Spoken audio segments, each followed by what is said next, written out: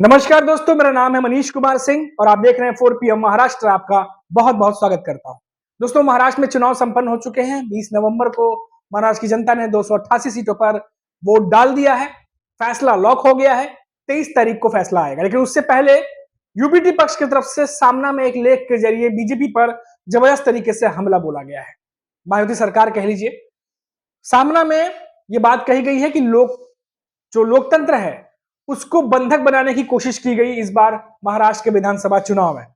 और तमाम स्टार प्रचारक, बड़े बड़े अलग अलग राज्यों के मंत्री सब महाराष्ट्र आए हुए थे और लोकतंत्र को किस तरीके से बंधक बनाया जाता है इस बार उसकी कोशिश साफ देखने को मिली। ये बात सामना में लिखा गया है। मैं आपको बताता हूँ क्या कुछ लिखा गया है। आपको कि महाराष्ट्र में लोकतंत्र को बंधक बनाने की कोशिश की गई, ये बात लिखी है। लेकिन मराठी लोग हैं, मराठी लोगों ने समझदारी का परिचय दिया।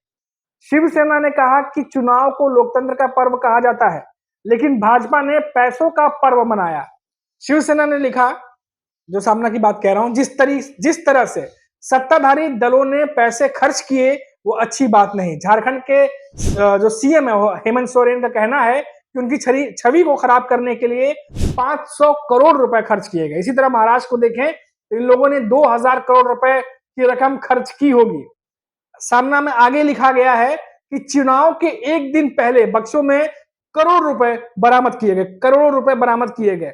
ये रकम तब मिली जब वोटिंग में कुछ घंटे बचे थे। इससे साफ है कि बड़े पैमाने पर कुछ विधानसभा जो एरिया है वहां पर पहले ही रकम पहुंच चुकी थी। यही नहीं, उद्धव सेना ने चुनाव आयोग पर भी हमला बोला और कहा कि जिस तरह से लोकतंत्र के साथ खिलवाड़ हुआ है उसे रोकने के लिए कोई कदम चुनाव आयोग ने नहीं उठाए। क्या वो सो रहे थे? यही विनोद तावड़े पर भी हमला बोलते हुए शिवसेना की तरफ से कहा गया है कि उनके होटल के कमरों में कैश बरामद हुआ, फिर भी चुनाव आयोग ने तेजी दिखाते हुए उनके खिलाफ केस दर्ज नहीं किया और न ही कुछ जवाब आया। ये देखिए दोस्तों, निशाना साधा जा रहा है यूबीटी पक्ष की तरफ से। उद्धव सेना ने लिखा है कि विनोद तावड़े के पास 5 करोड़ रुपए होने का आरोप लगाया गया, लेकिन चुनाव आयोग ने कागज पर 9 लाख रुपए की रकम दिखाई। उद्धव ठाकरे गुट ने यह भी आरोप लगाया है कि हर क्षेत्र में हजारों विभिन्न मतदाताओं के नाम काट दिए गए, जिनके बारे में जाना जाता है कि वे भाजपा के खिलाफ मतदान करने वाले थे। तो जो वोटर्स थे, जो लगता था कि भाजपा को वोट देंगे, उनके नाम जो वोटर लिस्ट थी उसमें नहीं पाया गया। आगे सामने में लिखा गया कि पूरी तरह से चुनाव आयोग को जो चुनाव है उसको सांप्रदायिक करने की कोशिश हुई। इसके बाद भी चुनाव आयोग देखता रहा, मूक दर्शक की तरह काम करता रहा। ये तमाम बातें जो है वो सामना में यूबीटी पक्ष उद्धव ठाकरे की शिवसेना की तरफ से लिखा गया है।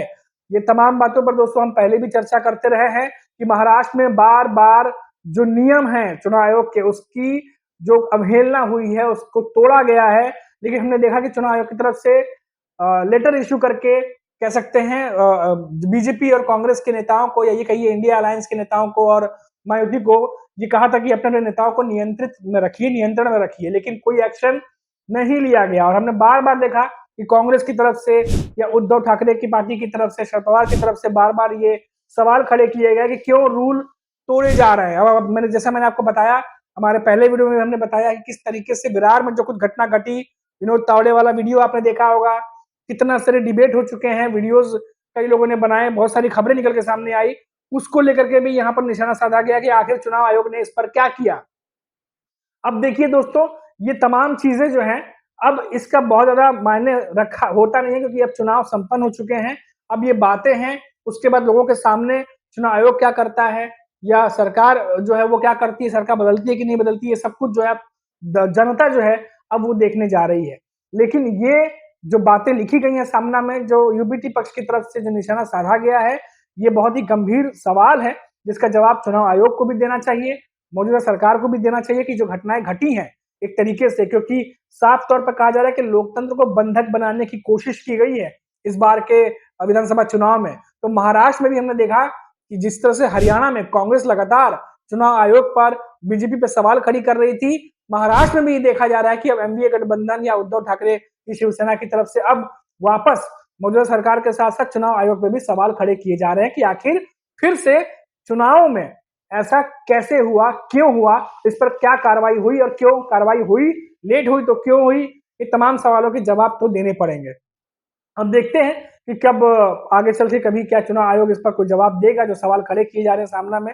सामना जो है वो यूपी टेपक शिवसेना का मुखपत्र है और बहुत ज्यादा तादाद में लोग जो है सामना पढ़ते हैं और ये बात सामना में इसलिए लिखी गई है ताकि लोगों तक ये बात पहुंचाई जा सके। तो ये जो बड़ी खबर थी जो सामना में आज छपी थी, मुखपत्र सामना में जो शिवसेना ने जो बात कहना चाहा है वो मैंने आप तक बताया। अभी के लिए इतना ही दोस्तों, फिर लौटेंगे तो बात करेंगे किसी बड़ी खबर पर।